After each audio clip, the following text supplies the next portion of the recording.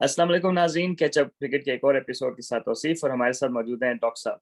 Doctor साहब पाकिस्तान गए हुए हैं और हमने पाकिस्तान में पकड़ा है। और कल डॉक्टर साहब जो है वो पेशावर ज़ल्मी और मुल्तान सुल्तान्स का मैच रावलपिंडी स्टेडियम में बकलम खुद देख के आए हैं। तो डॉक्टर साहब पहले सबसे पहले तो ये बताएं कि कैसा चल रहा है पाकिस्तान में और एनवायरनमेंट कैसा था स्टेडियम में?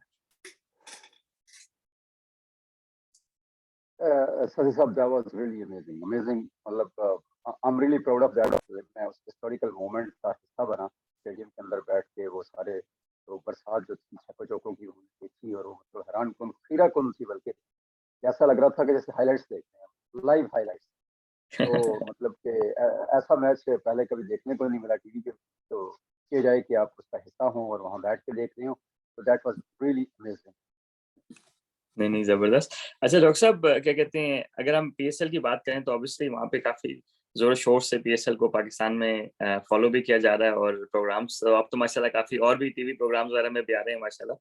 तो क्या कहते हैं, ओवरऑल फ़ीवर जो है वो इट इज़ टेकन ओवर या it is like world cup वाला फ़ीवर महसूस हो रहा है, उसी तरह महसूस हो रहा है या उससे थोड़ा-सा डिफरेंट है एनवायरनमेंट अभी? फ्रैंकली स्पीकिंग मुझे लगता है कि उससे थोड़ा ज्यादा है। अच्छा, अच्छा, उसकी अच्छा। वजह ये है कि हाँ जी, उसकी वजह ये है कि वर्ल्ड कप में मैच होता है, तीसरे चौथे दिन एक आध पाकिस्तान का मैच हुआ, फिर एक गैप लंबा गैप आ गया, फिर एक तो वो उसका ना अप एंड डाउन आता रहता है। फिर टीम की परफॉर्मेंस पे भी डिपेंड करता है कि पाकिस्तान टीम परफॉर्म कैसे कर रही है। तो लेकिन यहाँ चूंकि बहरहाल जो भी हारे, एक जो जीतेगी वो भी पाकिस्तानी टीम होगी, तो उसके फैंस तो हाई हो जाएंगे ना। तो बिल्कुल। रात को भी ऐसा ही था कि मैं वाहिद मतलब वाहिद तो नहीं लेकिन उन चंद मादूद मादूद मुसर था जो जो मुल्तान सुल्तान को सपोर्ट कर रहे थे। तो यानी कि ज़ल्मी पिंडी ज़ल्मी का होम ग्राउंड है। उसको उस वजह से मुझे काफ़ी मुश्किलात का सामना करना पड़ा कि मुझे ज़ल्मी के ग्रेट फैंस के दरमियान में बैठ के मैच देखना पड़ा। वो अलग बात है कि जब मैच खत्म हुआ तो फिर हमारे नारे उनसे बुलंद हो गए।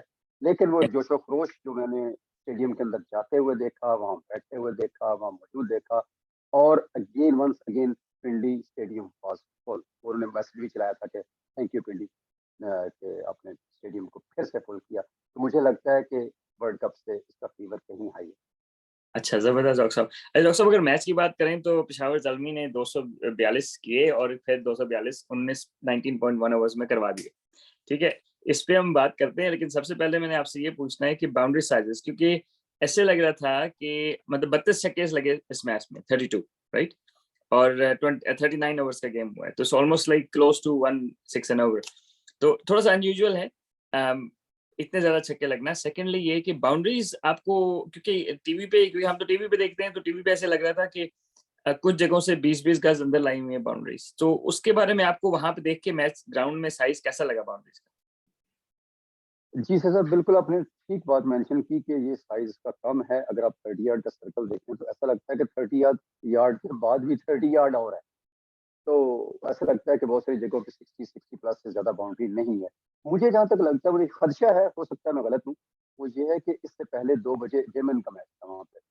हमारी जो अमेज़न और सुपर वुमेन का मैच हो रहा है, उसमें भी बहुत सारी इंटरनेशनल प्लेयर्स आई हुई हैं। That was a high scoring match as well.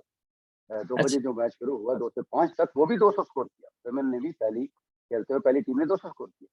तो उससे यही लगता है कि या तो वुमेन के लिए जो बाउंड्री छोटी की गई थी, हो सकता है कि मैनेजमेंट ने सुस्ती के बाद उसको बड़ा करना मुनासिब ना समझा हो या टाइम को बचाने के लिए तो ऐन मुमकिन है कि वो उसी बाउंड्री पे मैच देखिए हुआ। डॉक्टर साहब अगर देखें तो पिंडी की विकेट जो है वो इस तरह बिहेव कर रही है जिस तरह को सिमट की विकेट हो ना, जिसमें हम ट्रेनिंग्स करते थे, गेंद कुछ नहीं कर रहा और वो तो स्ट्रेटजीज़ तो हम बाद में डिस्कस करेंगे। तो विकेट के हिसाब से अगर मैं अपनी थोड़ी-सी ऑब्जर्वेशन देखूँ, मैंने मैच देखा है, तो मुझे ऐसे लगा कि 32 में से 10 एक छक्के जो थे ना फुल बाउंड्री पे नहीं लगने थे। अगर पिंडी की स्टेडियम की जो जंगले से आप 5 मीटर अंदर बाउंड्री रखते हैं ना, तो मेरा ख्याल है कि 10 छक्के ऐसे थे जो नहीं लगने थे। एक तो केविन पोलार्ड ने मेरे ख्याल एक्स्ट्रा कवर से स्लैप किया, डॉक्टर साहब फ्लैट गए और मतलब it was just over the line but it looked like मतलब 50-55 मीटर की हिट लग रही थी, इससे बड़ी नहीं लग रही थी, लेकिन वो भी छक्का था। तो क्या कहते हैं, डू यू थिंक कि एंटरटेनमेंट के पर्सपेक्टिव से इन्होंने विकेट तो चलो जैसा भी बनाया लेकिन बाउंड्रीज़ भी अंदर कर दी? ये पिच और बाउंड्रीज दोनों का इसमें कमाल है। मेरा ख्याल है कि वो चूंकि फ्रेंचाइज क्रिकेट है सब आपको पता है कि यहाँ मनी मेकिंग ज्यादा होती है। एंटरटेनमेंट तो सही है ऑफ कोर्स, लेकिन उसके साथ मनी मेकिंग का फैक्टर है। तो ये तो ऑल टुगेदर ये बैटर्स गेम बन के रह गई है ना।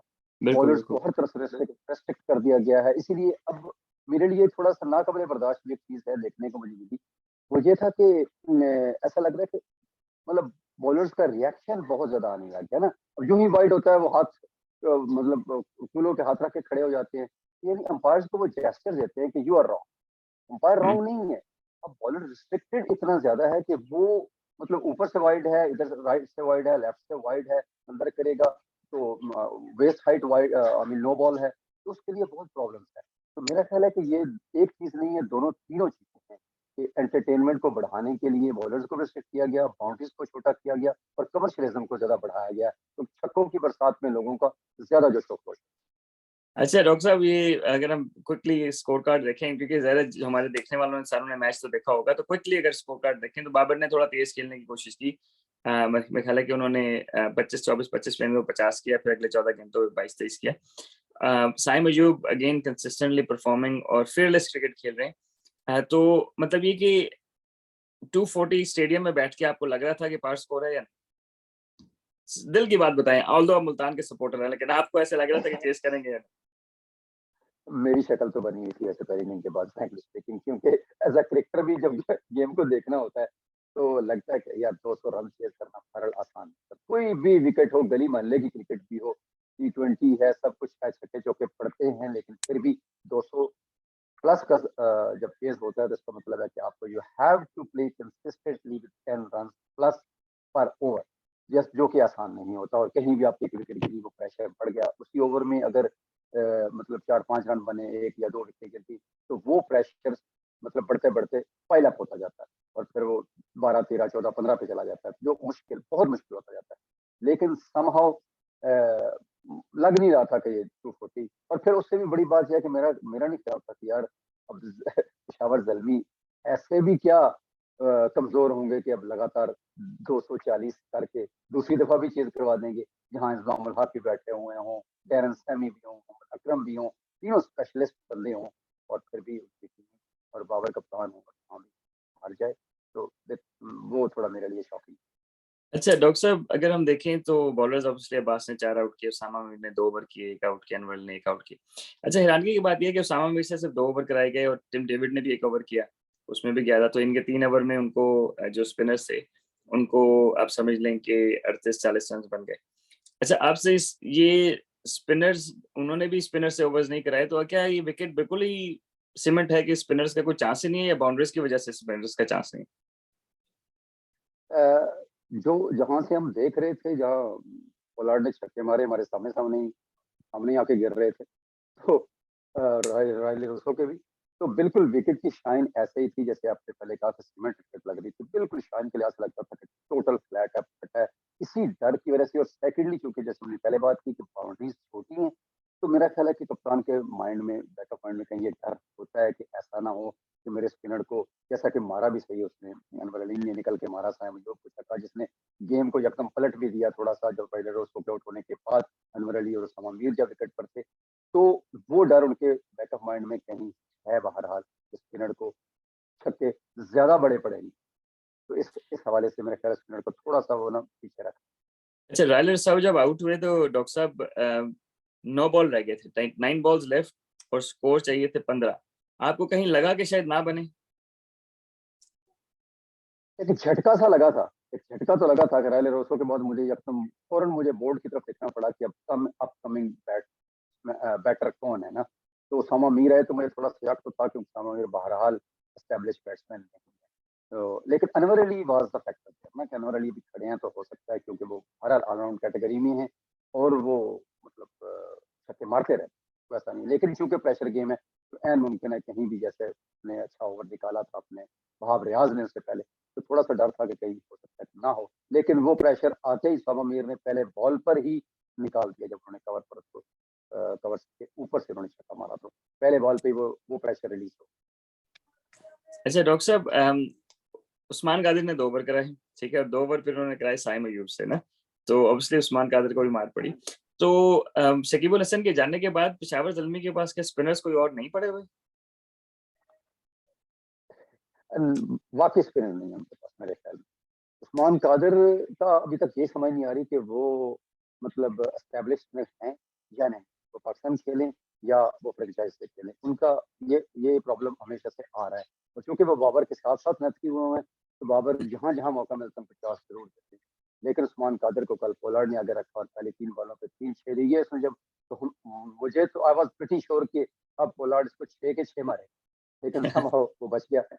तो जब साइम अयूब का 2 ओवर करना, खैर इसलिए बुरा नहीं हुआ कि साइम अयूब ने पहले ओवर में सिर्फ 8 रन दिए। बिल्कुल। तो उससे पहले वो चूंकि बहरहाल बॉल नहीं करते, तो किसी को शायद उसका आइडिया भी नहीं था और इसी वजह से वो बच भी गया किसी हद तक पहले ओवर में। तो उस वजह से अब जब एक बंदा पहले ओवर में 8 देगा तो डेफिनेटली उसको दूसरा ओवर तो देना बनता ही है। तो वो डिवाइड हो गया। मेरा ख्याल ये स्ट्रेटेजी दोनों कैप्टन ने सेम ही रखी, स्पिनर को यूज करने वाली। नहीं नहीं ठीक है। तो अच्छा डॉक्टर साहब, अगर हम इसको वाइंड अप करें और यानी कि जिस तरह अजमतुल्लाह हैं, अजमत उमरजई, राइट, इतने स्टैब्लिश अफगानिस्तान के भी रेगुलर नहीं है, तो क्या हमें जरूरी है कि खाना पूरी करने के लिए ओवरसीज प्लेयर रख डालें इसमें? क्योंकि आई एम श्योर कि उमरजई बैटिंग भी थोड़ी बहुत कर लेते हैं, लेकिन आई एम श्योर कि यार हमारे पास मतलब इस लेवल के तो बॉलर्स होने चाहिए कि हमें मतलब ओवरसीज एस्टैब्लिश ओवरसीज खिलाएं और बात है, लेकिन अनप्रूवन ओवरसीज प्लेयर्स क्यों खिला रहे सतीश साहब, ये बहुत ही मेरा ख्याल है कि बेस्ट बेस्ट क्वेश्चन है आपका, नो डाउट इसमें कि बॉलिंग अगर जिस जिस पर हम पीएसएल वाले इतराते हैं ना, वो बॉलिंग हैं? हमेशा से, अगर पहले पहले से लेकर 7वें एडिशन तक देखें तो यही सबसे हमारा प्लस पॉइंट था, इवन आईपीएल से भी, जो बिल्कुल। बहुत बड़ा एस्टेब्लिश ब्रांड है। लेकिन इसके बावजूद मैंने जो नोट किया है था, ये बॉलिंग फैक्टर सिर्फ एक उमरजई तक महदूद नहीं है, हर टीम को ये मसला पेश है। अगर आप देखें तो इस्लामाबाद, बरसबील तज़किरा के इस्लामाबाद के पास जो तीनों बॉलर खेल रहे हैं, वो तीनों पाकिस्तान के स्क्वाड में नहीं, और जो उनके पाकिस्तान के स्क्वाड में जो बॉलर है वो इस्लामाबाद से नहीं खेल रहा, बहुत कम खेल रहा है। मैं वसीम जूनियर की बात कर बिल्कुल।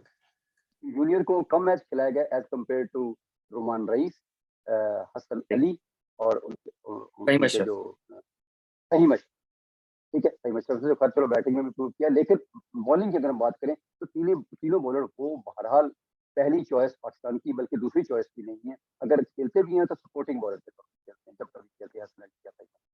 तो ये प्रॉब्लम सबके साथ है, यही प्रॉब्लम जल्मी को भी पेश आ रहा है। उनकी भी बॉलिंग में Wahab Riaz, he is too old, he is too old, no doubt he is good, still he is good, at least in this मौजूदा सेटअप में उनकी जरूरत है कहीं ना कहीं। लेकिन Bharat he is too old, वो 2 ओवर तो कर सकते हैं अच्छे, 4 ओवर नहीं कर सकते। और जहां तक बात रही, Arshad Iqbal was really good. शुरू के मैंने 1-2 मैच देखे उनके, तो बॉल स्विंग भी कर रहे थे, अंदर भी आ रही थी, बाहर भी आ रही थी, पेस भी है उनके पास, रेजिलियंस भी है, जो फास्ट बॉलर की जितनी खसूसियात होती हैं वो सारी की सारी उनके पास है। लेकिन इसके बावजूद उनको इस तरह की पिचेस पर अगर खेलना पड़ेगा, जो रात की हमने देखी और पिछले मैच में भी देखी, तो अर्शद इकबाल को ठीक ठाक किस्म की कुट पड़ी है अच्छे बॉलर होने के बावजूद। तो उसके बाद तो उनके पास फिर तो खाली है, इसीलिए इसी वजह से उमर सही, मुझे लगता है कि अब थोड़ी सी सारी टीमों को रिवैम्प करने की जरूरत है बॉलिंग में। उस हम कहीं ना कहीं, एक तो ओवरसीज फैक्टर भी है और दूसरा ये है कि हम थोड़े से स्टैब्लिश नेम के साथ ही जा रहे हैं। यानी कि जो इमर्जिंग कैटेगरीज के लोग हैं उनको एक आध मैच खिला के साइड पे कर देते हैं। जलमी नहीं खिलाया उसको, छोटे यंगस्टर्स को जो लगी है, chinaman ball. Saad Masood, not Saad Masood, sorry, उसका नाम है, हाँ, यस साद मसूद है, बल्कि यस उसको चाइना मैन खिलाया बॉल। है जी। उसको फखर जमान ने आगे रख लिया और उसको किसी ने आके हेल्प आउट नहीं किया, ही इज क्वाइट यंग, ठीक है। तो मेरा ख्याल है कि इस तरह की जो हम मिस्टेक्स करते हैं ना, या खाना पूरी जैसे आपने लफ्ज बोला, तो उस मेरा ख्याल है कि इससे अवॉइड करना चाहिए। उससे बेहतर है कि वो बॉलर्स या नए लोगों को लाया जाए, ताकि इस पीएसएल की जो खसूसियत है, खासियत है, वो बरकरार रहे और वो बॉलिंग। अच्छा सवाए डॉक्टर साहब, मुझे, जिमी नीशम सॉरी, बाहर बैठे वैसे।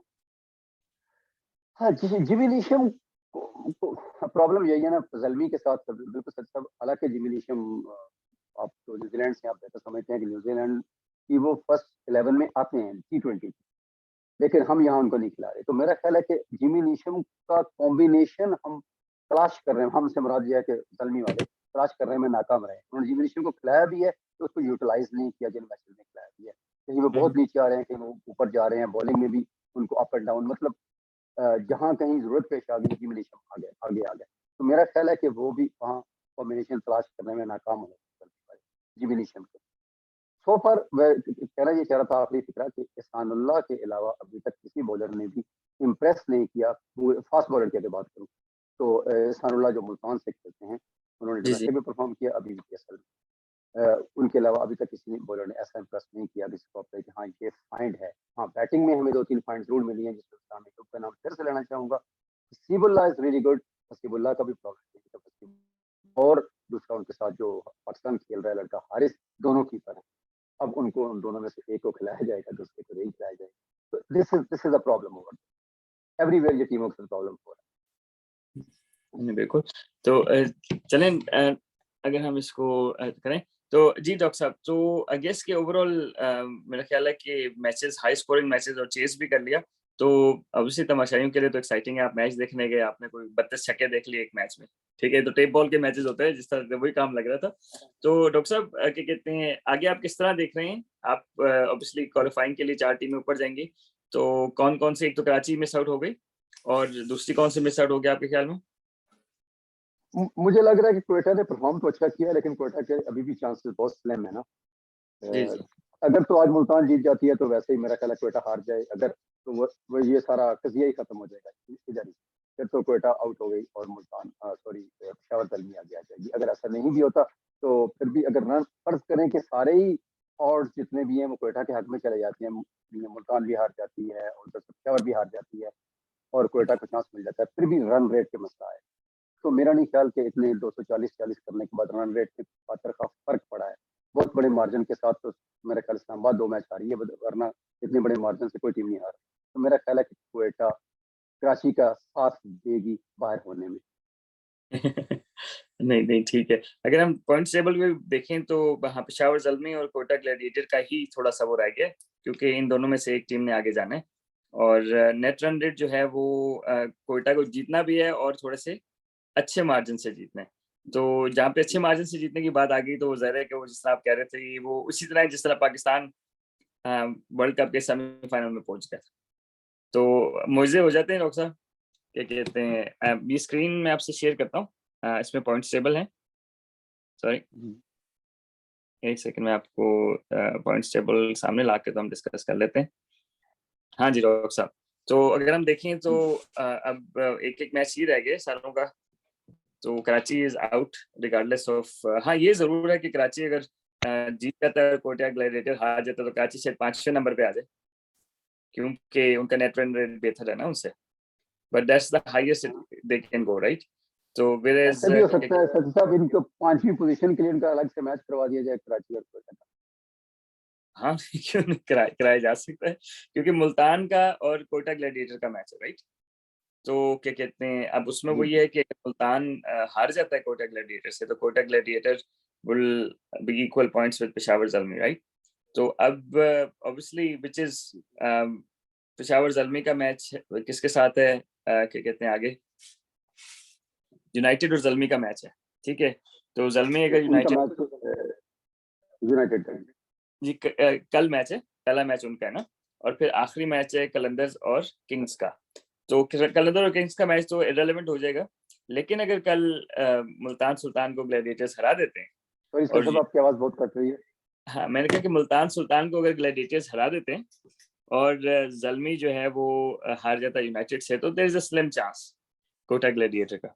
तो चले नाजरीन, हमने थोड़ी एपिसोड लंबी कर ली, लेकिन डॉक्टर साहब से हमने ऑब्वियसली क्या कहते हैं काफी इनपुट ले ली। तो डॉक्टर साहब आखिर में कुछ कहना चाहेंगे? मेरा ख्याल है कि मैं खुद एक्साइटेड हूँ, जिस तरह पूरा पाकिस्तान एक्साइटेड है। तो अब प्ले ऑफ की तरफ चलने के लिए गेम, तो इंशाल्लाह उम्मीद करते हैं कि ये जो मुकाबले हैं, टफ किस्म के मुकाबले जो चल रहे हैं, ये जारी रहेंगे।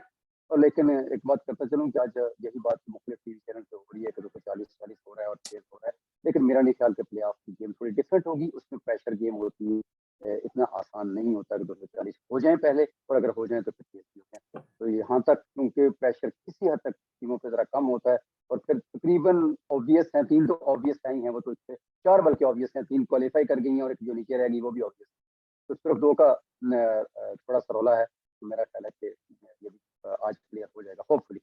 तो एनीवेज आप कीप वॉचिंग, क्रिकेट एंजॉय कीजिए और जिस तरह पूरा पाकिस्तान कर रहा है, आप सब नाज़रीन से गुज़ारिश है पूरी दुनिया में जहाँ-जहाँ बैठे हुए देखकर एंजॉय कीजिए और पीएसएल को सपोर्ट कीजिए।